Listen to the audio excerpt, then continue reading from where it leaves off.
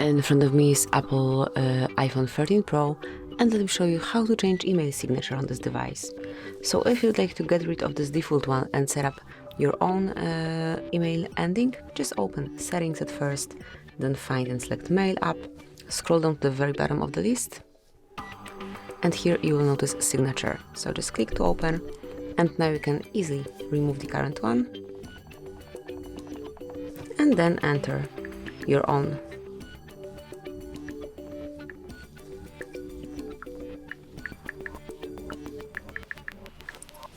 It's actually reset, not teaser. And if you'd like to personalize it even more, just mark some particular text, and then, for example, you can bold it, you can underline it, or do whatever you want to, then smoothly go back, and from now on the signature is applied. So this is how easily you can change your email signature. And that will be all. This is it. Thank you for watching. Please subscribe our channel and leave the thumbs up.